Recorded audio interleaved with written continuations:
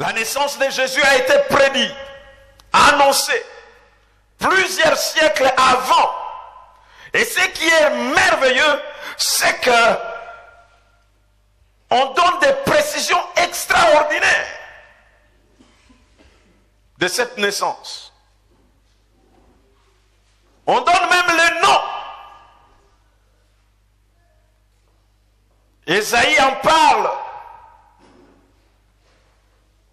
Bien avant, il parlait déjà d'une vierge qui sera enceinte et qui enfantera un fils, dont le nom sera Emmanuel, Dieu avec nous. Amen. C'est quelque chose de glorieux, de redoutable, inimaginable. Mais Dieu avait un plan. Amen. Et ça, c'est quelque chose d'extraordinaire. Dans la lumière, à la lumière de ce passage, il y a trois choses importantes à retenir. Première chose, c'est que la naissance de Jésus-Christ nous révèle l'amour manifesté de Dieu. Amen. L'amour exprimé de Dieu. Au travers de la venue de Jésus, Dieu nous exprime son amour. Dieu nous témoigne son amour. Parce que la Bible dit dans Jean 3,16, car Dieu a tant aimé le monde qu'il a donné son Fils unique. Parce que Dieu a aimé, il a donné. Quand nous célébrons cette fête, bien-aimés, souvenons-nous que Dieu nous a aimés. C'est l'amour de Dieu exprimé. Celui qui aime exprime son amour. Celui qui aime, il démontre son amour d'une manière ou d'une autre. Vous ne pouvez pas dire j'aime ma femme si vous ne lui exprimez pas non plus votre amour. Vous ne pouvez pas dire j'aime mon mari sans lui exprimer votre amour. D'une manière ou d'une autre, nous exprimons notre amour à la personne que nous aimons. L'amour, ça se démontre, ça se témoigne, ça s'exprime. Et Dieu a voulu également montrer à l'humanité qu'il les aimait véritablement. Dieu a voulu montrer à l'homme qu'il l'aimait véritablement. Et il lui a exprimé son amour en envoyant son Fils, Jésus. C'est pourquoi la naissance de Jésus, la venue de Jésus sur cette terre, c'est l'expression de l'amour de Dieu. Dieu nous aime. Et ce qui est merveilleux avec l'amour de Dieu, c'est ce que Romains chapitre 5 verset 8 nous dit. Dieu a prouvé son amour envers nous lorsque nous étions encore pécheurs.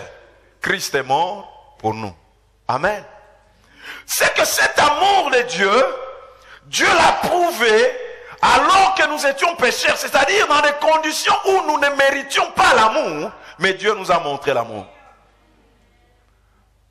Là où on ne pouvait pas s'attendre à l'amour exprimé, mais Dieu l'a exprimé. Frères et sœurs, nous ne sommes pas dignes de l'amour de Dieu. Frères et sœurs, nous ne méritions pas l'amour de Dieu. Non. Alors que nous étions encore pécheurs, Christ est mort pour nous. Dieu nous a prouvé. Il nous a montré son amour. Amen. Et ça, c'est formidable. Et le livre d'Éphésiens nous appelle, l'apôtre Paul nous appelle dans le livre d'Éphésiens à comprendre. Il nous appelle à comprendre la profondeur, l'auteur et la largeur de l'amour de Dieu. L'amour de Dieu est insondable, incalculable. Nous ne pouvons pas mesurer l'amour de Dieu. Jusqu'où Dieu peut nous aimer. Dieu nous aime. Jésus n'est pas venu au milieu d'un peuple saint, mais il est venu au milieu d'un peuple pécheur. Du reste, il n'a même pas été reconnu. Mais malgré cela, son amour était toujours là pour son peuple.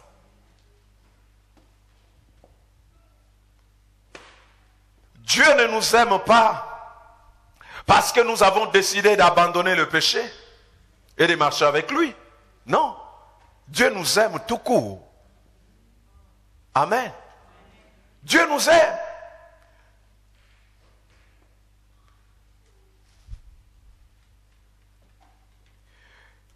Il n'y a aucun pécheur que Dieu ne peut pardonner. Il n'y a aucune personne que Dieu ne peut aimer. Son amour est pour tous. Amen. Son amour est pour tous.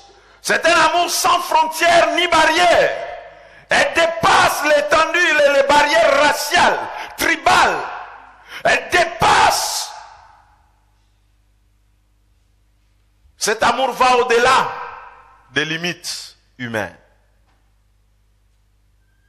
L'amour qui aime même ses ennemis. L'amour qui aime même ceux qui les maltraitent. L'amour au-delà des limites.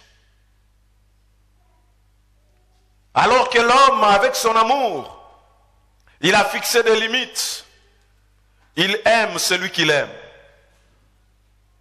Celui qui ne l'aime pas, il ne l'aime pas non plus. C'est ça la nature humaine. Je m'intéresse à toi quand tu t'intéresses à moi. Mais Dieu est allé au-delà.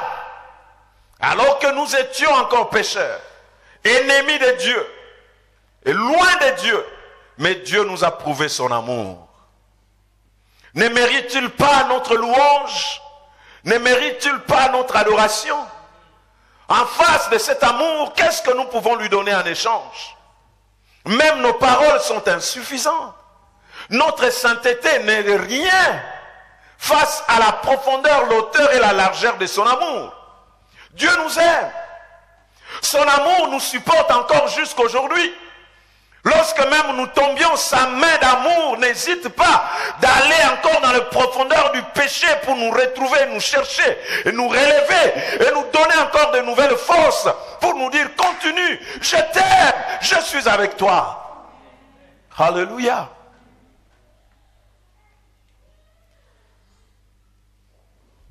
L'amour de Dieu.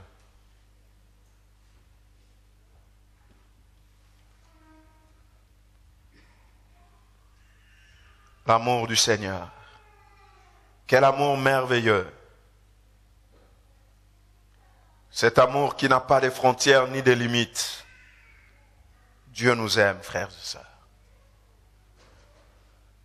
Ce n'est pas ma condition sociale qui peut faire que Dieu m'aime ou que Dieu ne m'aime pas. La Bible nous apprend et nous enseigne que Dieu nous aime tels que nous sommes. Et même quand Dieu nous appelle à lui, il ne nous demande pas, change-toi d'abord et puis viens à moi. Non, tel que tu es. Quand nous rentrons dans nos maisons après du travail, imaginons l'enfant jouer, il y a de l'encre partout. Lorsque même il te voit avec toute son expression, il vient pour t'accueillir, voir comment on le tient. Ah, c'est bon. Il faut se nettoyer d'abord, hein? Pourquoi nous ne voulons pas qu'il puisse nous salir? Mais Dieu a accepté notre saleté. Il a accepté que nous puissions le salir. Il dit, tel que tu es, viens. Et il nous a accueillis dans ses bras. Avec toute notre saleté, il s'est laissé salir par nos péchés. C'est là où la Bible dit, il est devenu lui-même péché à notre place. Alléluia. Ça, c'est l'amour de Dieu. Les hommes nous jugent en fonction de ce que nous sommes et de ce que nous faisons. Lorsqu'ils nous regardent, les uns nous envoient déjà en enfer. Mais quand Dieu nous regarde avec ses yeux d'amour, il nous accueille, il dit, venez à moi, vous tous qui êtes fatigués, chargés, je vous donnerai du repos. Il ne met pas dehors ceux qui viennent à lui. Pourquoi? Parce que son amour nous réclame, son amour nous appelle, son amour nous attire. Il dit, je veux que vous soyez là. Venez! Même quand il dit, Seigneur, mais hier je t'ai tombé, il dit, c'est pas un problème, mon amour est encore là pour toi, relève-toi. Alléluia. Dieu est amour. Nous avons cessé de le dire, Dieu ne possède pas l'amour, mais il est lui-même l'amour, l'incarnation de l'amour même. Amen. C'est pourquoi, pour aimer véritablement, vous devez avoir Dieu. Pour aimer véritablement, il faut comprendre réellement l'amour de Dieu pour vous. Alors vous saurez aimer véritablement.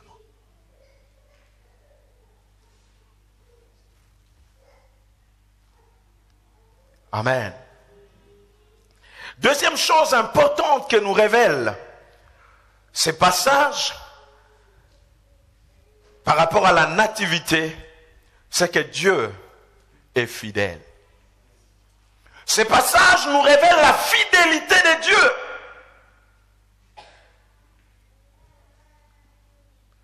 Quand nous disons Dieu est fidèle, nous voulons simplement dire que Dieu tient à ses promesses. Dieu tient à ses engagements.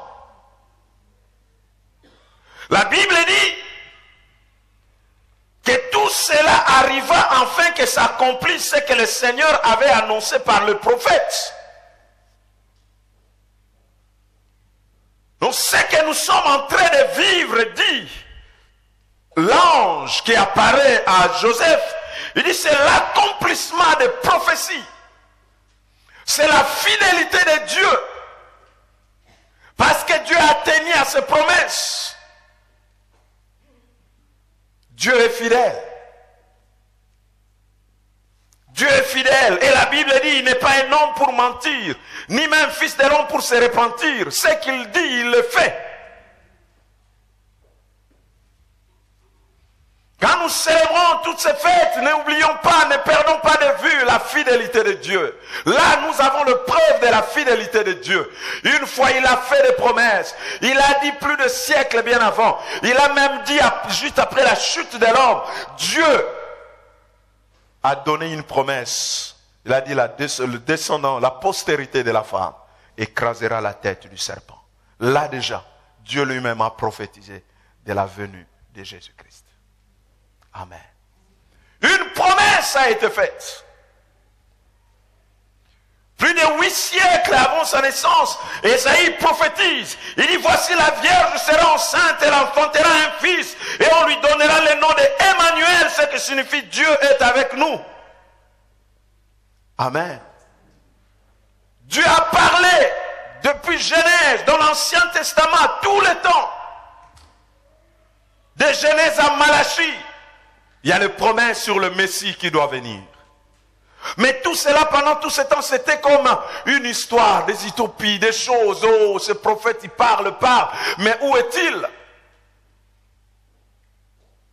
Quand viendra-t-il? Au point que même le peuple était découragé. Le peuple s'est même détourné de Dieu. Et entre Malachie, le dernier livre de l'Ancien Testament, et Matthieu, le premier, il est passé au moins 400 ans de silence. Il n'y a eu ni prophétie, ni révélation. Il n'y avait rien. Dieu ne parlait plus. Tout était silencieux, calme. Mais Dieu n'avait pas oublié ses promesses. Le silence de Dieu dans votre vie ne veut pas dire que Dieu vous a oublié.